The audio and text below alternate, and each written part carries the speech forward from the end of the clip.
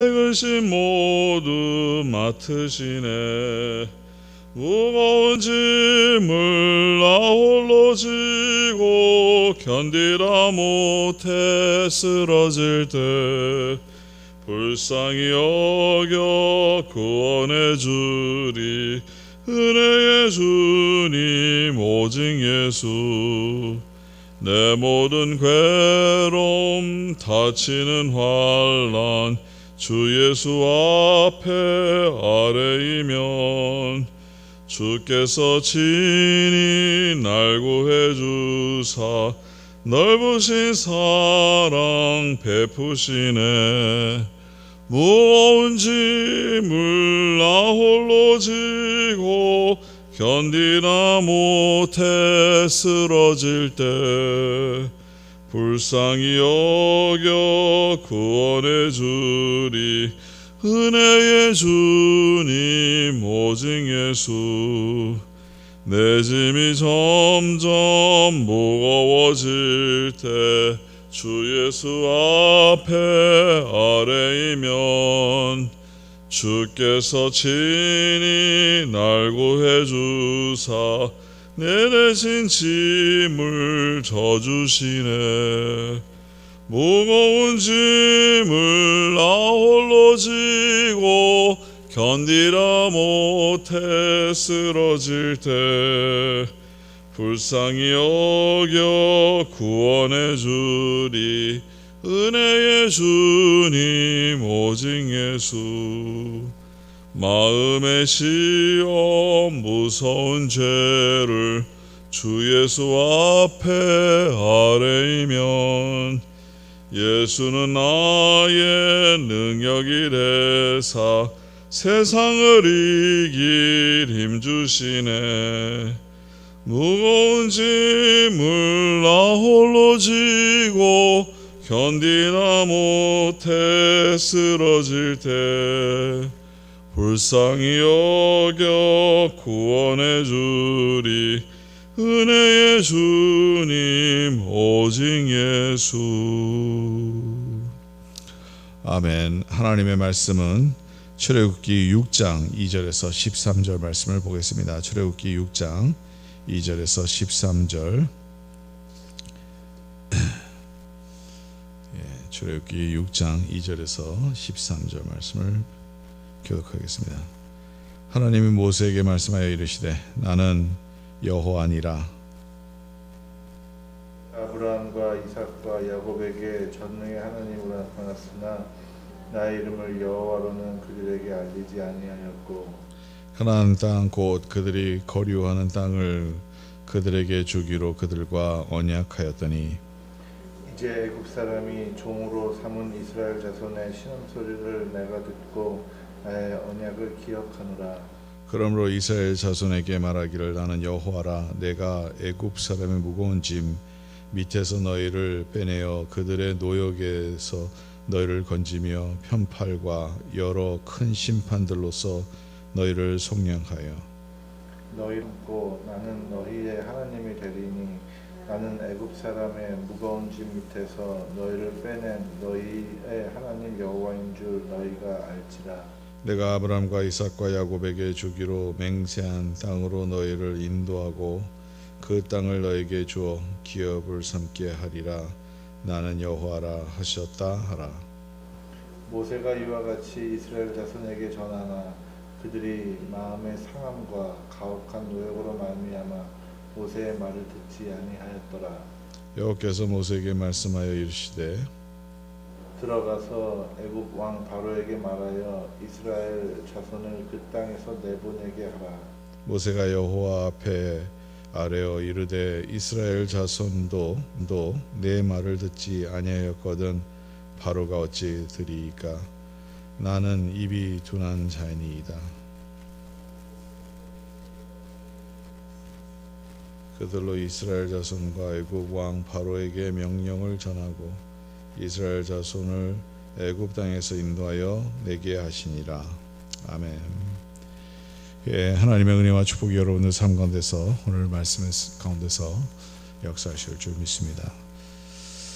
오늘 말씀을 보면요, 하나님께서 이제 이제 모세에게 다시 재확인을 해주는 거죠. 내가 너를 보낸다. 그리고 하나님은 누구라는 것을 말씀하라는 거죠.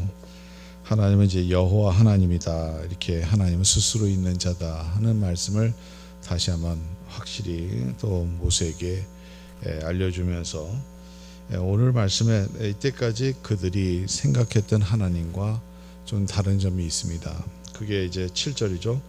너희를 내 백성으로 삼고 나는 너의 하나님이 되리니 나는 애굽 사람의 무거운 짐 밑에서 너희를 빼낸 너의 하나님 여호와인 줄을 너희가 알지라. 이 말씀이 왜 나타나느냐? 하나님은 우리의 하나님이 되시고 우리는 하나님의 백성이 된다. 이 특별한 관계가 이루어진다는 거죠. 이때까지 하나님은 그냥 천지 창조를 하신 하나님, 그 하나님으로 알게 됐고, 또 이스라엘 백성에게는 그때 당시에 또 애굽 사람들에게도 마찬가지 하나님은 히브리어 사람들의 하나님, 그것으로 끝난 것이죠. 그들이 믿는 하나님, 그들이 믿는 신이랄 것을 이제 그것으로 이제 그 컨셉트가 하나님의 컨셉트가 끝난 겁니다.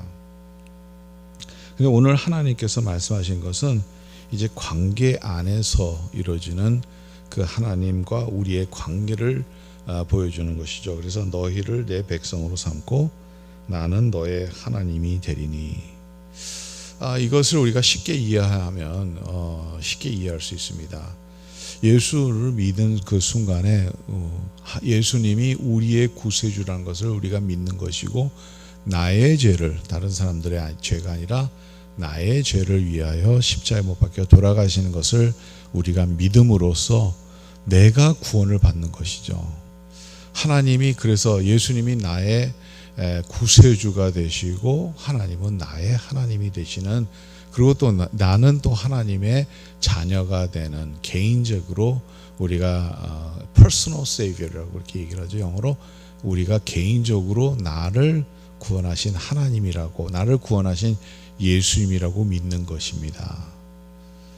근데 그전에는 우리가 하나님에 대해서 모르는 것은 아니죠. 하나님에 대해서 알았죠. 하나님은 천지를 지으신 하나님이라고 사람들이 얘기를 했고, 또 그것을 믿을 수도 있어요. 어느 신이 존재한다. 그 신은 천지를 창조하신 그러한 분이다. 근데 나와 관계가 아무 관계가 아니라면 나의 하나님이 되시지 않고 또 나는 하나님의 백성이 되지 않는 것이죠. 그래서 믿음은 언제나 퍼스널하게 그까지 가야지 진짜 믿음이라고 우리가 볼 수 있습니다.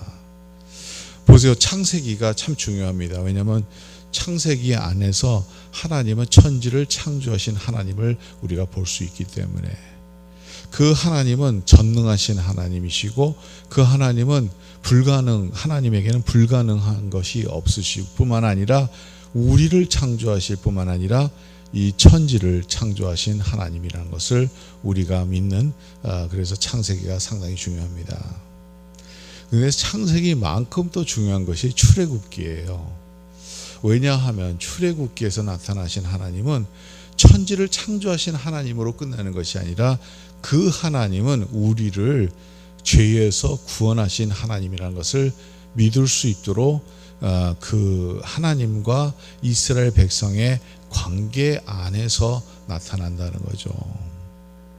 그래서 God of Salvation plus God of Creation, God of Creation이 창세기에서 나타난 God of Creation이라고 하면 창조를 하신 하나님이시라 하면 God of Salvation, 우리를 구원하신 하나님이라는 것이 바로 출애굽기에 나오는 내용이죠. 이것을 신학적으로 Old Testament Typology라고 얘기를 합니다. 거기에서는 우리가 많은 것을 볼 수 있죠. 하나님이 구원을 했던, 이스라엘 백성을 구원했던 그 구원의 역사를 저와 여러분들이 죄에서 구원하신 그 하나님을 우리는 다시 한번 만나게 되는 것이죠. 그래서 이것을 좀 타이폴로지로 말한다 하면 가나안 땅은 약속의 땅이라는 것이죠. 오늘 말씀에도 나타나는데 이 약속의 땅은 우리가 이제 장차 갈 천국을 가리키고 있습니다. 그래서 우리도 약속의 땅에 있어요. 우리도 약속의 그 집이 있다는 거죠. 그것이 바로 천국이라는 거죠. 요단강을 그러면 또 무엇을 상징하고 있습니까? 요단강은 죽음을 상징하고 있죠. 그래서 요단강 건너리, 그런 찬송도 있지 않습니까? 요단강 건넌다는 것은 뭐냐면 요단강을 건너야지만 약속의 땅에 들어가는 것 같이 죽음을 통해서 우리가 다시 새로운 삶, 생후의 삶을 우리가 즐길 수 있다는 거죠. 또 그렇다면 광야가 뭘까? 우리가 광야는 교회의 생활이라고 우리가 보게 되고, 애굽은 뭐를 상징하고 있습니까? 세속적인 세상의 삶을 얘기를 하고 있습니다. 우리 세상의 삶이 우리를 얽매고 그것을 우리의 종로로서 우리가 종노릇했다 하면 하나님께서 우리를 구원하심으로써, 특별히 예수 그리스도의 보혈로 우리를 구원하신 예수 그리스도의 보혈로 또 그래서 나타나는 것은 바로 그 양을 죽여서, 유월절에 어린 양을 죽여서 이스라엘 집의 문에 이렇게 발랐지 않습니까? 그것이 바로 다 상징이죠. 예수 그리스도가 장차 오셔서 우리를 구원하셔서 그 구원하신 백성들은 죽음의 천사가 건너뛰어서 다른 사람들에게 가능하다는 거죠. 예수 그리스도가, 그래서 우리가 예수 그리스도로 인해서 우리가 구원을 받습니다. 그래서 이렇게 특별히 하나님께서 애굽에서 이스라엘 백성을 구원하시는 그 역사는 바로 저와 여러분들이 이 세상에서 종노릇하고 죄에서 종노릇하고 살았던 우리의 삶을 구원하신 역사를 그대로 보여준다는 거죠. 그래서 창세기는 창조의 하나님, 천지를 창조하신 하나님, 근데 그 하나님이 나에게 아무 관계가 없다 하면 우리에게는 아무 유익이 없는 것이죠. 그 하나님은 바로 나의 하나님이라는 거죠. 나를 구원하신 하나님, 나를 구원하신 예수님을 우리가 믿는 것이죠. 그래서 이 출애굽기의 구원의 역사를 통해서 우리의 구원의 역사를 우리가 볼 수 있어야 되는 것이죠. 여기에서 특별히 하나님은 나의 하나님이 되신다는 거죠.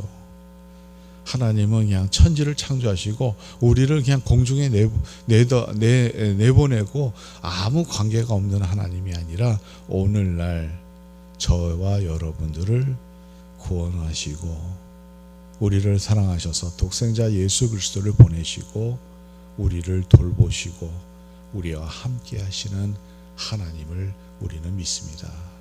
그 하나님께서 오늘 저와 여러분들을 구원하실 뿐만 아니라 이 구원의 역사 가운데서 우리를 날마다 지켜주시는 겁니다. 우리를 구원하신 예수님, 우리를 구원하신 하나님을 우리가 믿는다 하면 어떻게 그 하나님께서 우리를 돌보지 않겠습니까? 그래서 로마서 8장에는 사도 바울은 이렇게 고백하죠. 그 예수 그리스도의 사랑에 끊을 자가 없다는 거죠. 우리를 위해서 목숨까지 아끼지 아니하시고 우리를 위해서 목숨까지 바치신 그 예수님이 계시는데 우리가 어찌하여 이 세상의 것과 이 세상의 것으로 염려하면서 살아갑니까?